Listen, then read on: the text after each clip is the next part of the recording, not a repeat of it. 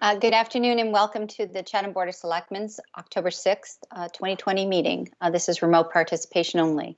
Please note this meeting is being recorded and will be available shortly hereafter for scheduled and on-demand viewing on any smartphone or tablet device. If anyone else is recording the meeting, please notify me.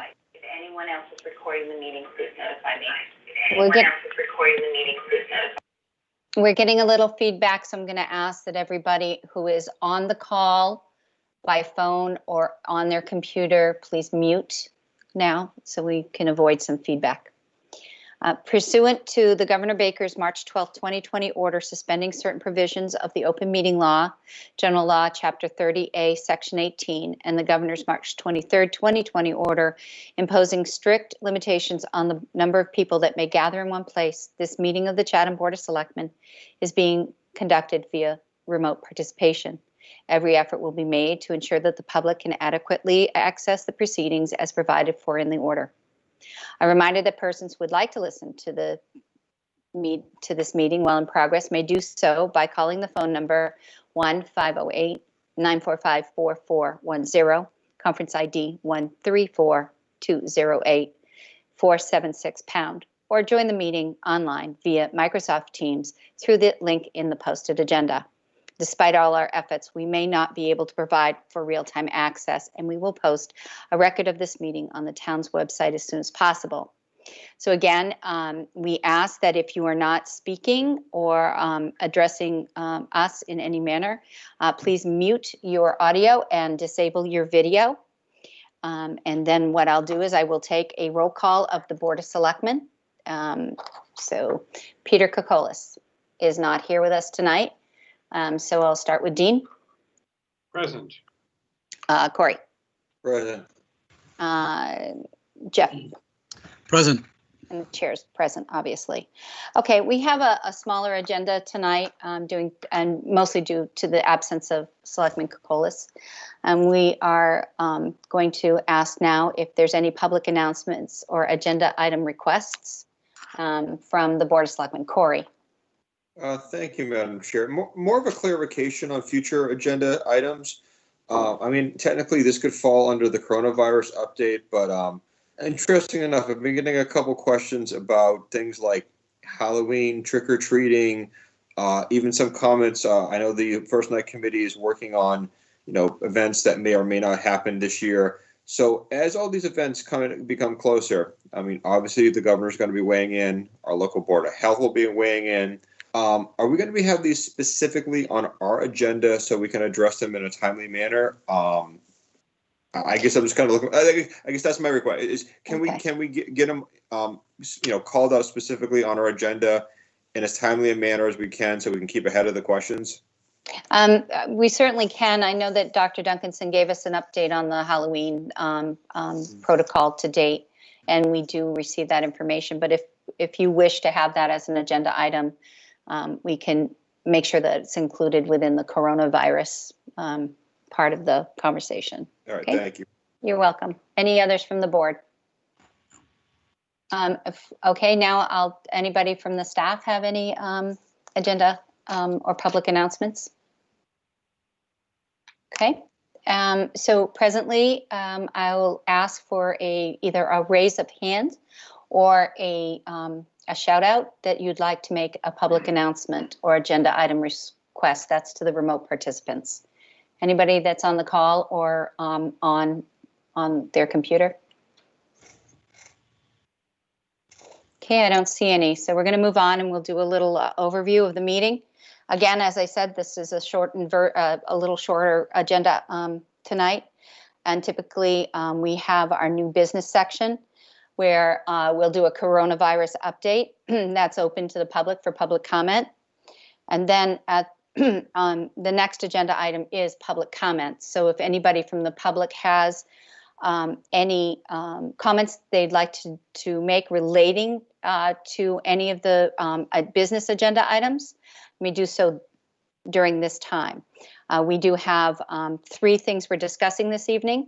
Special town meeting 10-3-20 follow-up discussion, And the next item is consider relief to annual and seasonal alcohol and entertainment and automatic amusement licenses, which I will allow for any of the businesses to weigh in if they need to do so at that time.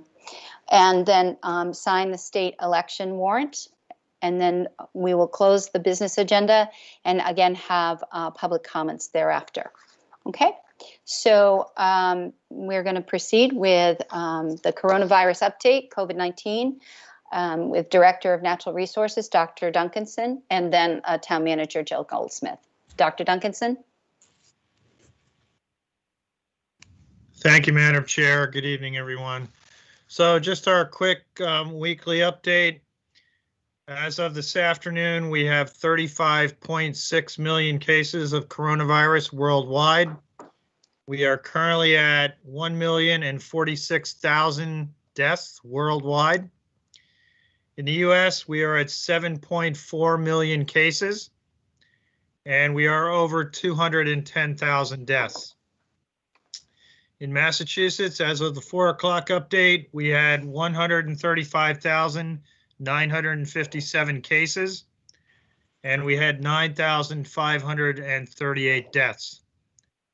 In Barnstable County, we had 1,832 cases of confirmed COVID-19, and we had 174 deaths in Barnstable County. Luckily, that number has not changed over the last couple of days. In Chatham, we are currently at 35 cases cumulatively since January 1st. That went up 1 today. We had 1 new case reported through the state system today. And we still only have, not only, but thankfully, we still have 2 deaths of Chatham residents that we've been reporting on for the last several months. There's not a whole lot of new information, if you will, out of the state, as we talked about last week, starting yesterday. Communities that are non-high risk, so you're not in the red zone, on the state's weekly map of communities that comes out every Wednesday afternoon. As we've indicated, Chatham has been, we spent 1 week in red, but we have now been in the gray zone, which is the lowest risk category for several weeks. So any community that is in that low risk category or the 2 middle categories, we're allowed to move into phase 3, step 2 as of yesterday. And basically that allowed a number of additional business types to open, things like indoor trampolines, laser tag facilities, none of which we have directly in Chatham, but those facilities now can open in other low risk communities in the Commonwealth.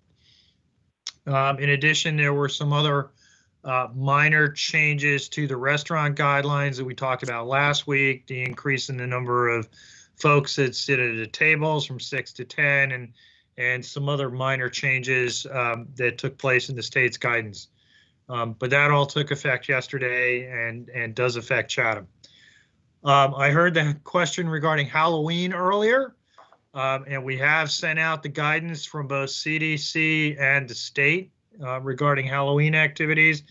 I can tell you that on our 3 o'clock call with the State Board of Health or the State Public Health Department this afternoon, they indicated that the state was not going to be sending out any additional specific guidance regarding Halloween. They're really leaving it up to the communities to decide if they want to pass any local criteria or local ordinances regarding Halloween activities, but they're basically saying the guidance that the CDC has put out and that the state has signed off on as well is the extent of the guidance they're going to put out today. The governor did suggest today that things like indoor Halloween parties are not a good idea. As you can imagine, where you have a lot of people together in indoor settings. So CDC did provide some guidance on other Halloween activities that could take place that don't pose a high risk.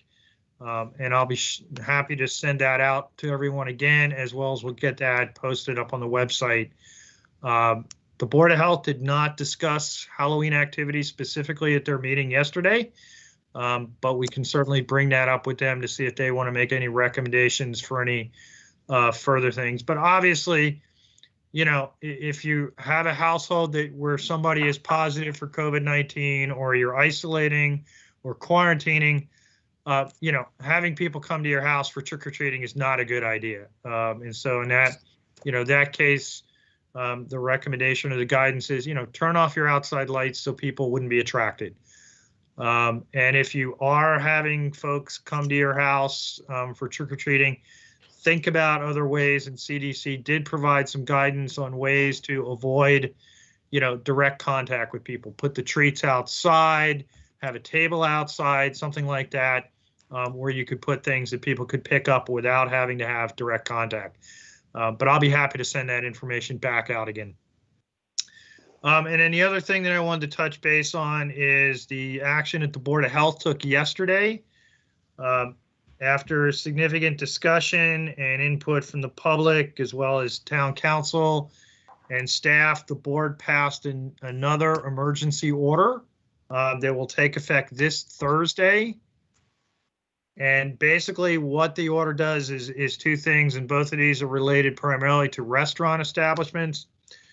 The first part of it is restaurants will now be required, when they are made aware of a COVID positive case among an employee, a patron, or a vendor, in addition to notifying us, which is in the current guidance from the state, they will now be required to put a written notice posted at each of the main entrances or the entrances to the establishment, as well as on their website if they have one, or other social media platform, indicating that they do have that COVID-19 positive impacting an employee, a patron, or a vendor.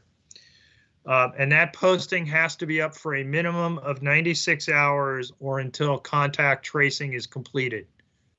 So no less than 96 hours, but then depending on the contact tracing effort, it could be longer than 96 hours.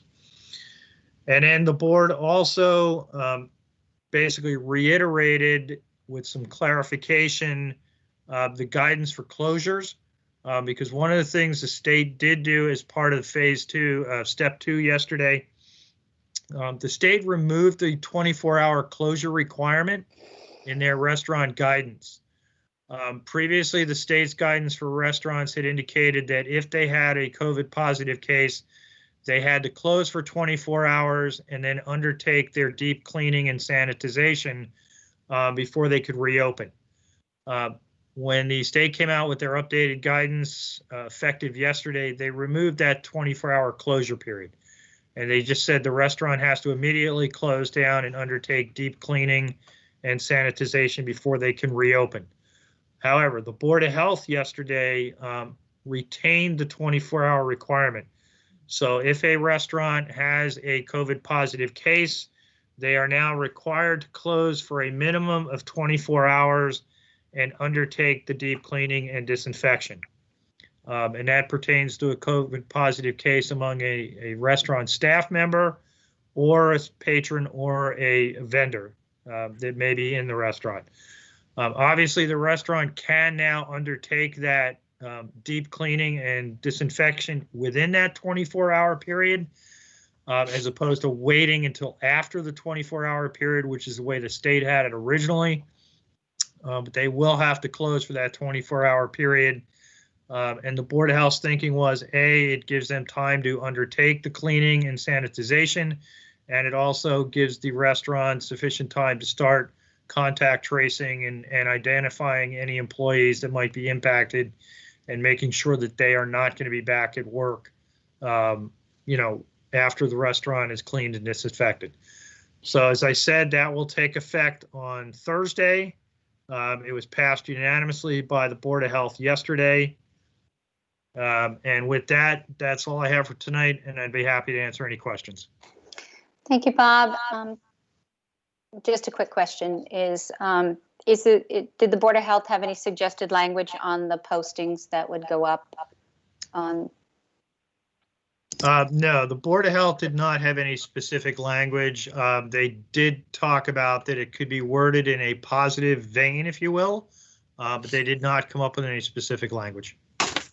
is there any other communities that are doing this, and do they have anything they can share with our local businesses? I am not aware of any other communities that are doing something like this. We did reach out to the state and also to the Mass Association of Health Boards about 2 weeks ago when the board first discussed this and asked us to draft something. And neither was aware of any other communities in the Commonwealth that had a similar order, if you will. Okay, thank you.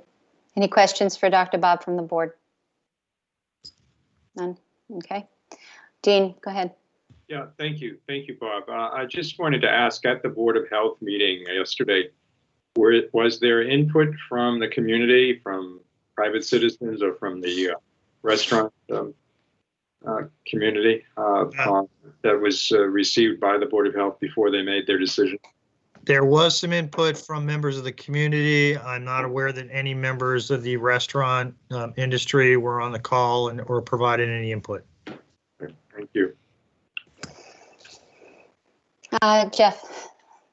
Thank you, Madam Chair. I think it's a good move by the Board of Health. I think it's potentially, difficult, perhaps onerous for the restaurants, but I think it's very prudent.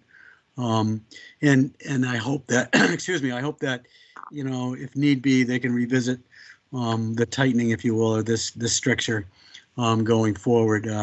See how it works out. But I'm thankful to the Board of Health for making the move and taking that vote. So I appreciate their efforts. I know these are tough times, and especially tough for restaurants, but I think given the nature of our demographic, it's a smart thing to do. So I thank them. Okay, thank you. Any other comments from the board? Questions? All right, I'm going to turn to the remote participants to see if there's any questions for Dr. Duncanson. I'll take a roll call of those who would like to speak right now. Elaine Gibbs. Is there any other remote participants that would like to speak? Any others? I'm just checking for hand raising. Okay, and seeing none. Okay, go ahead, Elaine. Yes, I was on the call last night with the Board of Health, and I'm glad they made the decisions they did, particularly since we're going into cold weather and we're going to be inside. It's going to be more crucial that I think that restaurants will be really, really careful as they go forward to make sure that they take every precaution so that there are no more incidents. There's one thing I would like to request for Bob's report going forward. When we talk, I don't think global numbers mean much to anybody, but the national and the state and the county do. So what would be more helpful is not just the number, but to tell us the increase from the prior week.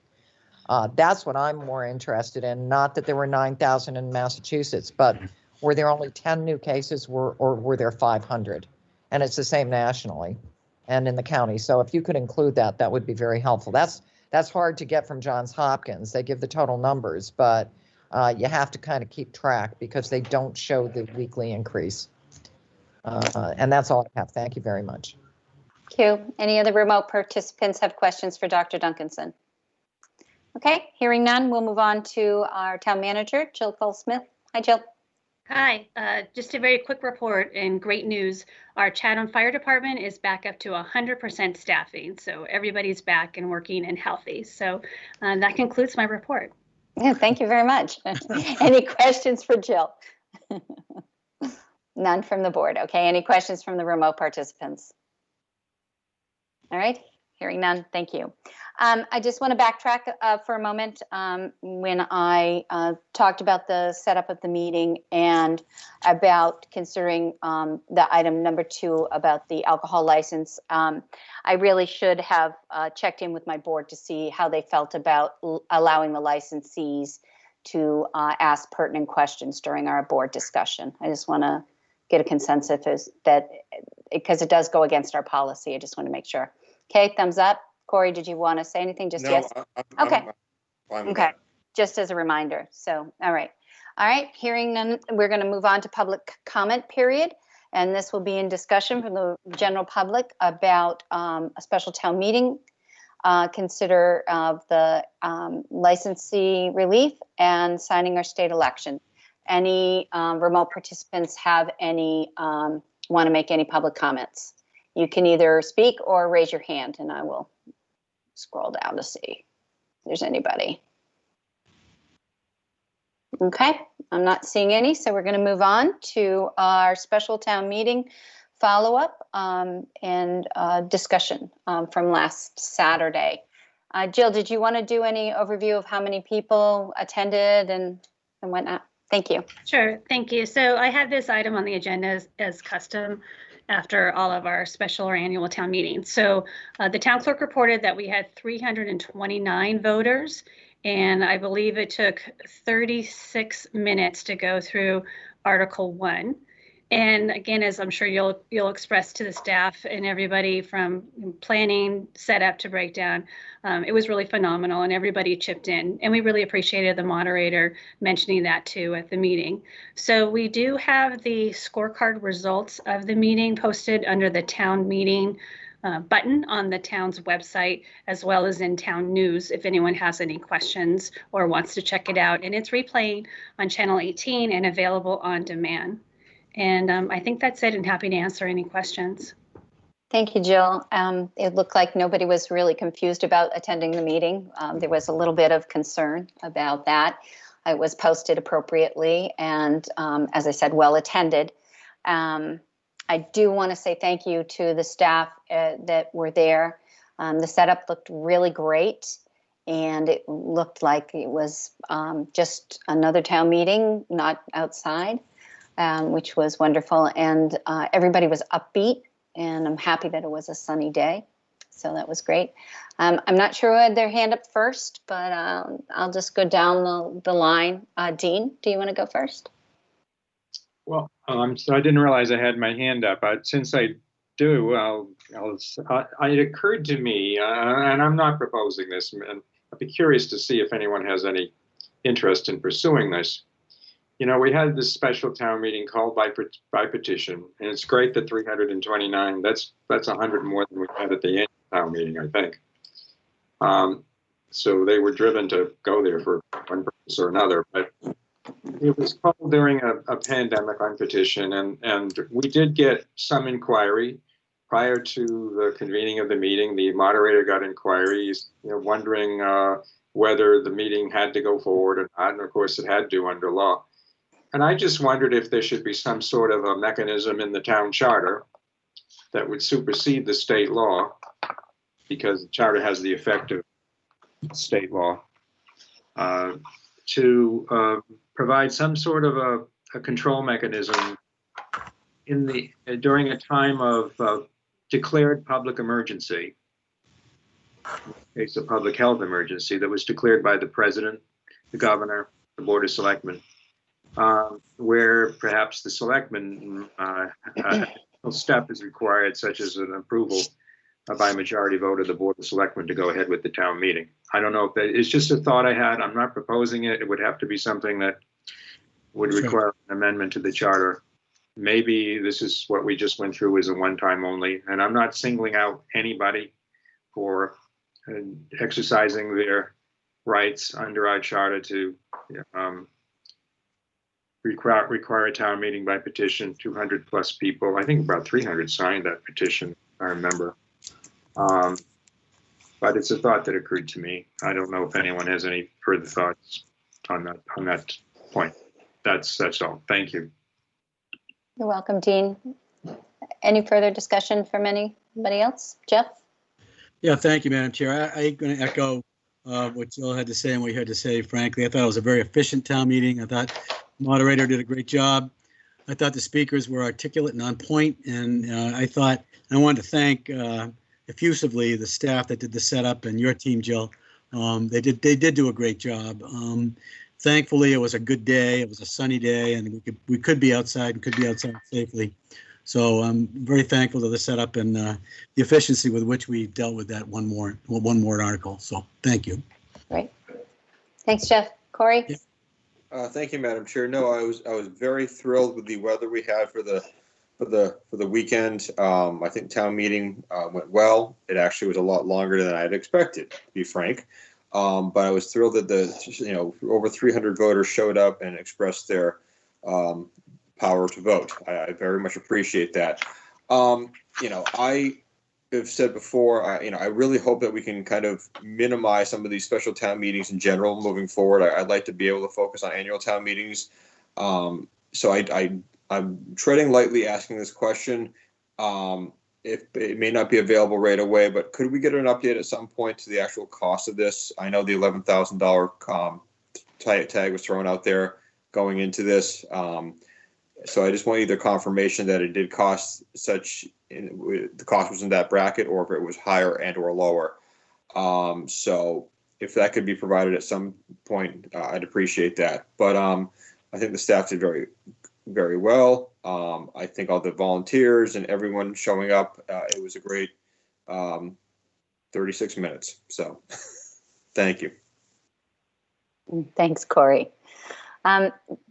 Dean, your idea is interesting. I think we should bounce it around a little bit. Maybe when the Charter Review Committee comes up again, maybe we can have some meetings with the moderator and have some discussions going forward. Because it was something that, we had planned so hard not to have something that it ended up being. And this has been, we hope that everybody will be well and stay well. Okay. Any other further discussion? Jeff, your hand's still up? Yeah, no, I'm just going to comment that I think the Charter Review Committee ought to consider Dean's proposal. I do think it's interesting as well. And, you hope that we never have another pandemic or another emergency that would call for us not to get together. But I think it would be prudent to prepare for it anyway. So I think it's a good idea. That's it. All right, good. Good. All right, our next order of business is consider financial relief to the 2021 annual and seasonal on-premise alcohol, entertainment, automatic amusement, and movie theater license renewals. Shauna, do you want to kick us off? Sure. As you may know, we are coming up upon the renewal period for the annual liquor licenses. And in preparation for that, I wanted to bring this proposal to the board for their consideration to have some relief to the restaurants that weren't able to fully operate their licenses due to closures in March, April, and May. Entertainment licenses certainly have not been operable. Automatic amusements, same thing, and particularly the movie theaters have not been able to operate. So just consider some reductions in fees for the renewals and some waivers of others. Okay, so you've broken it down to some specific alcohol clubs having a reduction, as well as some of the businesses. Right. The annual and seasonal on-premise licenses, I propose a 25% reduction to sort of equal out what they could not operate earlier in the spring. Club licenses are a little bit different. They're not generally open to the public, so they were not able to operate as fully as some of the restaurants were able to pivot, particularly the Chatham Drama Guild is a very specific club. They have not been able to operate at all. The VFW and Eastward Ho have to some extent, so I propose a similar reduction of 25% for those renewals. All right, thank you. And it looks like the suggested reduction of 25% does not appear to have a negative impact at this time, as the receipts through September 30th are at 24% of estimate. Is Alex available to give us a little brief on this? Yes, thank you, Madam Chair. In the packet, you will see that we do have the receipts were about 24%, which is right on target where we were last year at this time.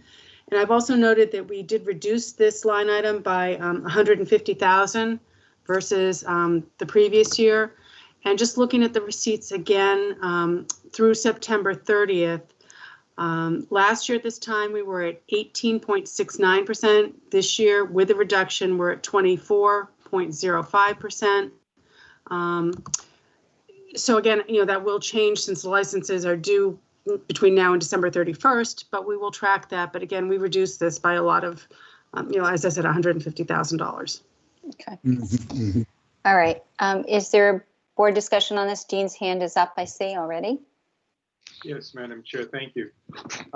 Alex, that estimate, that 24% of the estimate and the $150,000 reduction, that brought the estimate down to 57% of the prior year, right?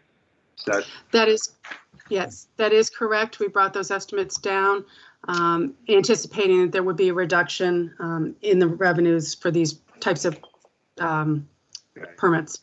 As opposed to the prior year, it would have been 18% of 80%. Correct. Shauna, the numbers that you show for the fees, is that the discounted figure or is that the amount of the discount? That would be the discounted figure in the suggested reduction section of the report. Okay. Well, I'm certainly very sympathetic to the waivers and the reductions, and I guess I wanted to ask the question, these are based on closures between March, April, and May. But as we all know, even though the restaurants were allowed to open subsequently, we went through June, July, August, and September, where those that did open, I think most did, had to function on a limited and restricted basis. So I'm wondering whether 25% is fair, or whether we should bump that up. I noticed that of the list of communities that you elicited or got responses from, only 2, the city of East Hampton, the city of Chelsea, went up to 50%. I'm familiar with a town on the North Shore that was considering a waiver or a reduction as well. So I don't know. I'd be curious to hear from some of the. I think we have a couple of restaurateurs on the line, and see what they have to say about the business that they were able to do during the summer months, because it was, as I say, it's more than just the spring that impacted these establishments, and we're holding them to high standards in terms of COVID. We just heard that the Board of Health is imposing an additional standard on them. We certainly would like to be as sympathetic as we can be to this community. Thank you. My deepest concerns have been, from what I've been hearing from some of the meetings we've been on with the reopening task force, is that we're going to be hearing that a lot of restaurants are on the Upper Cape or the Outer Cape are closing early, and some of them are shuttering. So I'm really concerned for our local businesses to be able to maintain a viability, and if this could help, certainly we should go forward with it. Is there any other further comments from the board? Corey, did you want to jump in on something? I'm very sympathetic to the concept of this. I too would like to see what kind of feedback any of the participants in the restaurant industry could add to tonight's conversation. But I'm certainly not opposed to even bumping that number up a little bit. I know it's been a tough year. It's been an unprecedented year. There's still a lot of unknowns moving forward. So I think this is something that we as a town could quite possibly absorb to some level. So I'm very sympathetic. I would clearly support the proposal at play, but I again am open to even increasing that amount. Okay, Jeff. Yeah, I echo Selectman Castro and Selectman Metter's sentiments. I'm very supportive. 25%, something north of that. I'd like to hear from the restaurateurs as well, but I could support 25 or something north of that. You can talk about March, April, May, June, maybe. I don't know when they started to ramp up a little bit, but maybe that's 4 months of the year, which is a third. I certainly could go there. I have no issue with that. So I wouldn't mind hearing from, I think Knott's Landing is on, and maybe Wayside Inn is on as well. Wouldn't mind hearing from them. Okay, so why don't we ask any of the licensees if they'd like to weigh in? Anybody from Knott's Landing or from the Wayside Group? I see Anybody? Knots Landing, okay. Sure, let's start with Knots Landing and then we'll go to Shane. Hi, good afternoon. So we are absolutely looking for some help for the board to consider, but I think 25% reduction is just not enough. We were operating, 3 months at 25% outside with just 6 tables. We chose to close indoors because it's just something that we didn't want to risk by bringing anyone into the building. We're family owned and operated. It's just us that are in here working. We did open up about 3 weeks ago inside with just 4 tables because it's getting colder. And as the colder months come, we're getting a little bit more nervous. The revenue just has not really been there, and we're hoping that the board would consider 40 to 50% as a reduction, because we know that there are other communities such as Northampton at 50%. Thank you very much. Shane, would you like to speak from the Wayside? Yes, good evening. How is everyone tonight? We're all good. So I'd have to say that there are plenty of restaurants that are struggling and have struggled. I think if there was going to be a reduction in the fee, I think you should start at 50%. Some restaurants fare better than others. For example, our restaurant here, we had a lot of outdoor seating, which certainly helped us. And I know a lot of facilities where they rely on their indoor seating just struggled this entire season. And with the winter coming up, it's really, I just don't know how customers are going to react. So I think any relief that, could be given to any of the restaurants would be good. I think, as I said, some have fared better than others. So I also wouldn't be opposed if some of us who are doing better, if we pay what we normally do, I would have absolutely no problem with that. But again, I think when you look at individual restaurants, some are on much harder times than others. That would be my comment. Thank you, Shane. In response to, that's very generous of you to say that you pay your fair share, but it has to be fair and equitable for everybody with the relief as well as, and I really think that it would be really hard pressed to have to ask restaurants whether they're able to or not. But I just want to put it back out to the board, and unless there's any other licensees on the call. Go ahead, Jeff, and then Dean. No, again, I support 50%. Thank you. Okay, Dean? Yeah, I support 50% also. I just wanted to ask the 2 restaurants that are represented here tonight. My recollection is that in the past, I know the Wayside would typically close for a month in January I suppose that was probably more related to the inn part. During January for your typical annual cleanup and renovations. And I remember that New England Pizza used to close for a short period of time too during that period. Are we looking ahead to that sort of thing as well? You're both full-time year-round restaurants, and that's great. I think we should provide the appropriate structure in this town to make that possible. But I'd be curious to hear what the Manitas family and what Shane has to say on those points. Go ahead, Knots Landing. At this time, I think that's what we will end up proposing. The amount of people coming in right now has diminished quite a bit. It's tough to get help.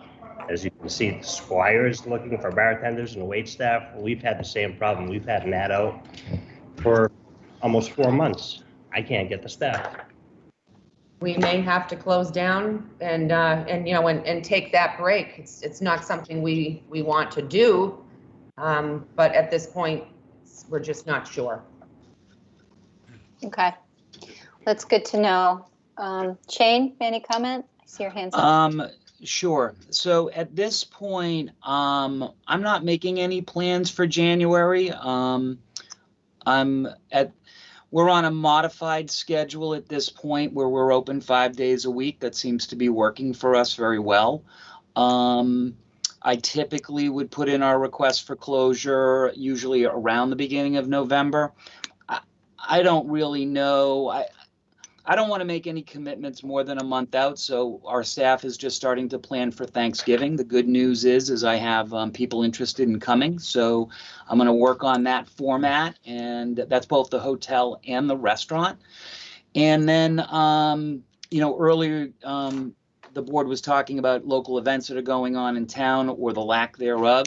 I think what we'll do with Oktoberfest is we'll do our own little mini version in the restaurant just to kind of keep us on the radar. We might do something for Halloween. And then as far as December goes, I haven't really gotten a lot of calls yet from a hotel standpoint, but that doesn't mean they won't come. So what I'm basing everything on is I'm kind of going in 4-week increments and just kind of seeing how things go from there. So I'd be happy to make more comments. It's just it's a very fluid situation, I think, for everyone. Yeah. So, at one point we'll start planning what we'll do around Christmas. We'll start planning on what we're going to do around New Year's. I see it being much different than it has been in the past. But again, when you look at a facility like the Wayside, I have a lot more space than other people do. So I'm just kind of taking 1 month at a time. So far, so good. I will say that on the hotel side, I can see a dramatic slowdown in October. I'm prepared for that. I want to kind of see what's going to happen from a restaurant standpoint. Our outdoor dining has heaters. I've got some blankets coming. So I'm just going to continue to make the best go of it I can every week. So that's basically our plan. Okay, thank you very much. Jill, I see your hands up. Thank you, Madam Chair. Staff has no issue with going to a 50% reduction. Okay, that was next question. All right, thank you. Does anybody, any other licensees on the call? I don't see anybody else. Okay, anybody want to have a motion on this at this point? Jeff? Sure, Madam Chair. I move to discount the renewal fee for annual and seasonal on-premise alcoholic license by 50% and to waive the renewal fees for entertainment, automatic amusement, and movie theater licenses for 2021 as recommended by the licensing agent. Thank you. A second, please. Second. Second from Dean. All right. Any further discussion? If not, we'll take a call. Dean, go ahead. Yeah, Madam Chair, I assume this is going to pass probably unanimously. I just want to say I know we only have two representatives of the restaurant community on, but as we get into the colder months and into the winter, if the restaurant people feel that they need further relief, I hope they'll come back to the Board of Selectmen. I agree. I don't want to see more restaurants closed down. No, we Right. don't. No. Okay. Be nice to get some updates from them as we go forward. All right, let's take a roll. Dean? Aye. Jeff? Aye. Corey? Aye. And the chair says aye. Okay, thank you very much. All right, thank you. Thank you everyone who participated in that. Our next order of business is to sign the state election warrant. It's on question 2, I believe. All right, I guess it's Jill, since she popped into view here. Jill? Thank you, Madam Chairman. So if the board could offer a motion to sign the, I think it's 2020, I just lost my place here, the election ballot as provided in your packet and have a vote and then sign it. I just want to report that the ballots have not been received by the state, and I know everyone's anxiously awaiting them. So as soon as they are, we'll definitely get the word out, and you'll see a lot of activity by the town clerk's office. But that's it. So this is just a pretty standard item for you to sign. And I know that the town clerk usually has you sign in, and motion is for you to approve the use of electronic signatures to sign the warrant. Okay. All right. I didn't see that. How come I didn't see that? All right, do we have a motion to accept, to sign the state election warrant and to use use electronic signatures? Madam Chair, Yes. I move that the board approve the use of electronic signatures to sign the state election warrant and to approve the warrant. Thank you. A second? Second. Any further discussion on this? Okay, we'll take a roll. We'll go with Jeff, Yeah, aye. Corey, Aye. Dean, Aye. and chair says aye. All right. Thank you. All right, our last order of business tonight is public comments. And I will take a roll of anybody who would like to make a public comment at this time. Elaine Gibbs? Anyone else? Shane? Okay, go ahead, Elaine, and then Shane. Yes, thank you. I'd like to just make some comments about the special town meeting. First of all, I think the physical setup was outstanding. We were lucky that it was such a beautiful day. I would ask in the future if the microphones could face the voters. I think it's really uncomfortable for people to speak just to the podium rather than the people. And I think we were very lucky that people showed up. Throughout the week, the planning board, the board of selectmen, and the FinCom had asked the petitioner to withdraw the motion for a whole host of reasons, and he refused to do so. But then on Thursday night, he sent a communication to the Cape Cod Times and the Chronicle, and I guess to the town, that he was going to ask to have it referred to the planning board. That prompted phones ringing off the hook. Everyone thought, hundreds of people thought the meeting had been canceled. So it took a Herculean effort for dozens of people in town to make sure that the public knew that the meeting was still on, that it had to go forward. And I'm glad that the town decided to send out a roll call. If that hadn't occurred, I think the possibility would have been, since we got there and found out that he had decided to move the motion, that it could have passed. So I think this is something that we need to pay attention to down the road when there are these kinds of petition articles. That there were I think there were a lot of shenanigans going on, and I am just glad that the board held firm on this, and I'm glad that we got the people out. And I think the message was loud and clear to the petitioner that the town does not want an overlay district. They don't want this project. So I hope that the boards, hold to that.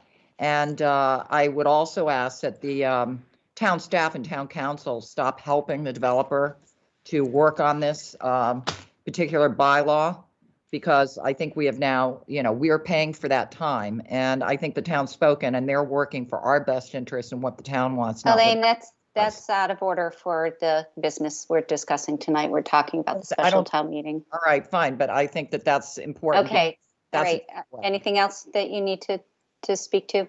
No, I guess that's it. Thank you. Okay, thank you. Shane? Thank you. I just wanted to make an overall comment that the Board of Selectmen and the town managers should be extremely proud of the job that the town staff has done between the Board of Health, Community Development, Park and Rec, the fire and police departments. In our business here, we interact with all of those departments, and I have to say, they've done a great job dealing with the complexities of this issue with the coronavirus. And I just wanted to make sure that all of you knew that. Thank you, Shane. That was very nice of you. Yeah. Well said. Well said. Thanks. So we have the Miletus family. I don't know who's speaking. Knott's Landing. So I can't top what Shane said, but I absolutely agree with him. And we want to say thank you to all of you for your continued support that each one of you have given all of us. We look forward to the emails. They're extremely helpful to every one of us. And thanks again for your kind words. And tonight with the 50% will absolutely help us tremendously. So thank you. Great. Thank you very much. Any other public comments tonight? Right, hearing none, we'll take a motion to adjourn. Yeah, so moved, Madam Chair. Yeah. Okay, second was from Dean, motion was from Jeff, all right, we'll, I'll second, I think. okay, all right. All right. Then we'll let Corey vote first. How's that? Aye. Dean, Aye. Jeff, Aye. and the chair says aye. All right. Thank you all. Thank you, Jill. Thank you to the staff that's on the call and to the support team behind the scenes here. And I hope everybody has a pleasant weekend. We'll see you next week.